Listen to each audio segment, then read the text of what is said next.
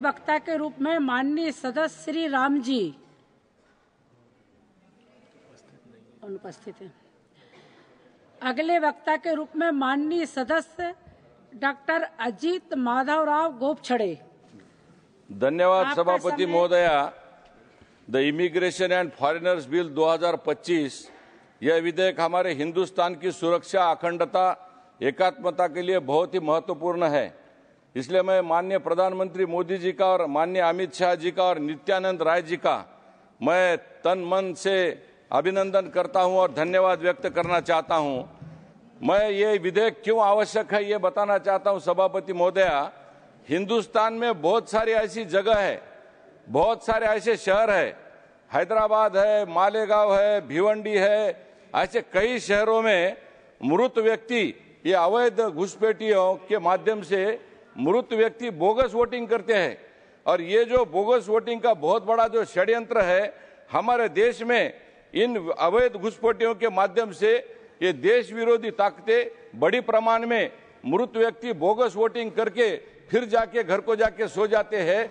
ऐसा ये मृत व्यक्तियों का ये षड्यंत्र बोगस वोटिंग के माध्यम से ये अवैध घुसपैठियों बहुत बड़े प्रमाण में, इसमें रोहिंग्या है, बांग्लादेशी है और बहुत सारे हैं। और इसलिए मैं नित्यानंद राय जी जो गृह मंत्री, राज्य मंत्री, इनका अभिनंदन करना चाहता हूं कि बहुत सारे असामाजिक तत्व, राष्ट्र विरोधी ताकतें ऐसी है जिन्होंने अपना माता पिता का नाम ही वोटर लिस्ट में लिखते नहीं है, माता पिता का नाम वोटर लिस्ट में लिखते नहीं है। इसमें ज्यादा से ज्यादा बांग्लादेशी और रोहिंग्या घुसपैठिए बहुत बड़े प्रमाण में मिल गए हैं। एक आदमी सरकार की अनेक योजनाओं का लाभ ले रहा है, बोगस वोटिंग तो कर भी रहे हैं लेकिन हमारी सरकार का लाभ भी उठा रहे हैं। ये अवैध तरीके से रहने वाले ये बांग्लादेशी और रोहिंग्या ये हमारे हजारों संख्या में है। इनको, ये हमारे लिए लोकतांत्रिक प्रणाली को बहुत बड़ा खतरा है। हिंदुस्तान की अर्थव्यवस्था पर ये घुसपैठिए एक बहुत बड़ा बोझ बन चुके हैं सभापति महोदया। सभापति महोदया, हिंदुस्तान के सरकार के अस्पताल, हिंदुस्तान के सरकारी स्कूल, मनोरंजन की जगह, हिंदुस्तान की सरकार की राशन की दुकानें, ये सारे अवैध घुसपैठिए मुफ्त में उन चीजों का इस्तेमाल कर रहे हैं, इन चीजों का लाभ ले रहे हैं। ये अवैध घुसपैठियों की वजह से हजारों अवैध घुसपैठियों ये सरकार की सारी योजनाओं का लाभ ले रहे हैं। इसकी वजह से हमारी अर्थव्यवस्था के ऊपर बहुत बड़ा बोझ बन चुका है। इस माध्यम से ये लोग अनैतिक गतिविधि, राष्ट्र विरोधी षड्यंत्र ऐसे भी रचे जा रहे हैं। यह विधेयक हमारे हिंदुस्तान के आर्थिक सुरक्षा के लिए बड़ा खतरा बन चुका है। माननीय सभापति महोदया, Tata institute of social sciences और जेएनयू के द्वारा एक प्रस्तुत एक रिपोर्ट भी आ गई है। उसमें एक उल्लेख किया गया है, बांग्लादेशी एवं म्यांमार से आए घुसपैठियों की वजह से हिंदुस्तान में दिल्ली, मुंबई, कलकत्ता, बेंगलोर, मद्रास, इन जगह पे ये मेट्रो सिटी के सुरक्षा के लिए खतरा बन चुके हैं। अभी जांगड़ा जी ने एक बोला था, बहुत अच्छा है, मैंने उनका अभिनंदन करता हूं। मिजोरम और मणिपुर के बारे में उन्होंने कहा है। ये तो समस्या देश के लिए क्यों गंभीर खतरा बन चुकी है। ये लोग, ये बांग्लादेशी, रोहिंग्या म्यांमार के बाउंड्री से, बांग्लादेश के बाउंड्री से आकर तस्करी, दस्तावेज, जालसाजी, मानव तस्करी, ऐसे आपराधिक नेटवर्क बनाकर अवैध गतिविधियों को ये सारे लोग बढ़ावा दे रहे हैं। मैं सांसद हमारे जांगड़ा जी का अभिनंदन फिर से करना चाहता हूं कि उन्होंने बोला है मणिपुर के बारे में, और मैं इस कड़ी को आगे बढ़ाना चाहता हूं। ये रोहिंग्या और बांग्लादेशी जिन देशों से इस मणिपुर में आए हैं, उन्होंने अवैध घुसपैठियों के माध्यम से वहां पर नशीली चीजों की खेती उगाने का काम अवैध दृष्टि से चालू किया है। माननीय सभापति महोदया, इस नशीली दवाओं के और इस नशीली चीजों के माध्यम से अवैध रूप में पैसा भी वो ला रहे हैं, अवैध रूप में हथियार भी अत्याधुनिक ला रहे हैं और हमारे सामान्य नागरिकों के बीच में दहशत भी पैदा कर रहे हैं। और एक अलग प्रशासन, अलग राज्य की मांग करना, यहां तक वो गए हैं। इतनी मर्यादा भंग करके ये लोग अलग, हमारे देश में रहते हुए, हमारे ही देश में रहते हुए ये लोग आकर अलग से राज्य मांग रहे हैं। ये शर्म की बात है ये जो विधेयक लाया है गृह मंत्री जी ने, मैं उनका अभिनंदन करना चाहता हूं। उन दहशतगर्दियों को, उन अवैध घुसपैठियों को ये सबसे बड़ा करारा जवाब है। ये मोदी जी का करारा जवाब है, ये माननीय अमित शाह जी का करारा जवाब है। अरे हमारे देश में रह के हमारे खिलाफ, हमारे हिंदुस्तान के खिलाफ अलग राज्य की मांग करना ये किस दृष्टि से शोभा देता है। हमारी एक सांसद बहना ने अभी एक प्रश्न पूछा, मुझे कंफ्यूजन है कि घुसपैठिए क्या है और शरणार्थी क्या है। मैं बहन जी को समझाना चाहता हूं कि घुसपैठिए का व्याख्या जो है, ये व्याख्या हिंदुस्तान की सरकार की परमिशन के बिना हमारे देश में घुसकर अवैध तरीके से रहकर राष्ट्र विरोधी कार्य में सम्मिलित होना, इसको घुसपैठिया बोलते हैं बहन जी। और शरणार्थियों को क्या कहा जाता है? शरणार्थी को यह कहा जाता है कि हमारे सरकार को हाथ जोड़कर विनती करके हमें आपकी पनाह दो बोलकर आके हमारे आश्रय में आकर शांति से और ईमानदारी से हमारे इस भारत माता की, इस देश की सेवा में जो समर्पित होता है उसको हम शरणार्थी कहते हैं। मैं मेरी बहना को यह कहना चाहता हूं, ये हिंदुस्तान है, ये बदला हुआ हिंदुस्तान है।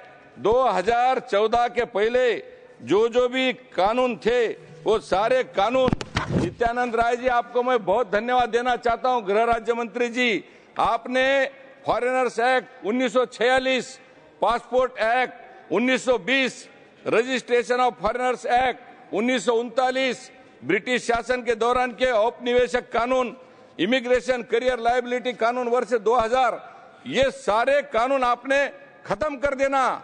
और इसलिए आपका मैं अभिनंदन करता हूं, ये सारे करके इसको एकीकृत करके आपने जो नया बिल लाया है, ये हिंदुस्तान की प्रगति के लिए, हिंदुस्तान की सुरक्षा के लिए एक बहुत बड़ी पहल आपने की है। सभापति महोदया, अभी कुछ लोगों ने प्रूफ मांगे थे। मैं ये बताना चाहता हूं, मद्रास उच्च न्यायालय ने गृह मंत्रालय को भी ये कहा है, ये अधिकृत मामला है। बहुत सारे अवैध प्रवासियां हमारे देश में आकर रह के छोटे छोटे अपराध करके एक नेटवर्क बनाकर, नशीली दवाइयां है, मानव तस्कर का काम है, हमारे देश विरोधी ताकतों के साथ ये रह रहे हैं। इसके ऊपर उपयुक्त कानून बनाने के लिए उच्च न्यायालय ने भी हमको सलाह दी है। उस उच्च न्यायालय का भी हमने सम्मान करना चाहिए। बेंगलुरु में 2024 में बेंगलुरु पुलिस ने 93 बांग्लादेशी प्रवासियों को हिरासत में लिया और उसमें यह पाया गया कि ये सारे आपराधिक गतिविधियों में संलिप्त हुए। सभापति महोदया, इससे बड़ा प्रूफ क्या चाहिए? ये जो विधेयक आया है, ये हमारे देश की सुरक्षा, हमारी उन्नति, हमारी संप्रभुता, शांति और सरकार की ये हमारी जिम्मेदारी है। हम किसी को रोकने के लिए ये विधेयक नहीं ला रहे हैं, बल्कि चाहते हैं जो भी लोग आए वे हमारे देश के कानून का पालन करें। अभी हमारे मित्र ने बताया, अस्पताल, शैक्षणिक संस्थाएं, विदेशियों की उपस्थिति की सूचना देना बहुत ही अनिवार्य है। यह कानूनी रूप से बनाया जाने वाला एक सबसे बड़ा विधेयक है। इसके लिए मैं माननीय मंत्री जी का मन से मैं अभिनंदन करना चाहता हूं। माननीय मंत्री जी, आपने ये जो विधेयक लाया है, इससे मैं आपका अभिनंदन इसलिए करना चाहता हूं कि यह विधेयक केवल राष्ट्रीय सुरक्षा को मजबूत नहीं करेगा, तो यह हमारी शिक्षा, हमारा रिसर्च, संशोधन, हमारे जो विदेशी व्यापारी, हमारे चिकित्सा यात्री यानी मेडिकल टूरिज्म, विदेशी पर्यटन, इसकी वजह से हमारे देश की अर्थव्यवस्था मजबूत करने का, हमारे राष्ट्र को समृद्ध करने का वैश्विक स्तर पर यह हिंदुस्तान आगे जा रहा है। इसके माध्यम से हमारी अर्थसंकल्प जो है, हमारा जो अर्थसंकल्प जो माननीय मोदी जी ने महासत्ता का जो सपना देखा है, इसके माध्यम से हम वैश्विक स्तर तक जाने की बात इस विधेयक के माध्यम से हम कर रहे हैं। यहाँ पर बहुत सारी चीजें बताई गई है। इसमें अवैध प्रवेश पर कठोर दंड देना, बिना वैध पासपोर्ट या वीजा के भारत में प्रवेश करने पर 5 साल की कैद और 5 साल तक का जुर्माना है। जाली दस्तावेजों का उपयोग करना है, वीजा शर्तों का उल्लंघन करना है। परिवहन कंपनियों को देखिए, इसमें यात्रियों को बिना दस्तावेजों के ले जाने में उनके ऊपर भी भुगतान और जुर्माना लगाना है। अवर्जन अधिकारियों को बिना वारंट के गिरफ्तारी करने का अधिकार प्रदान करना है। मैं माननीय माननीय गृह मंत्री जी का, माननीय गृह मंत्री जी का और प्रधानमंत्री जी का मैं मन से अभिनंदन करना चाहता हूं। माननीय सभापति महोदय, यह विधेयक केवल कानूनी सुधार नहीं है, बल्कि भारत की सुरक्षा, भारत का भविष्य, इसके लिए एक महत्वपूर्ण कदम है।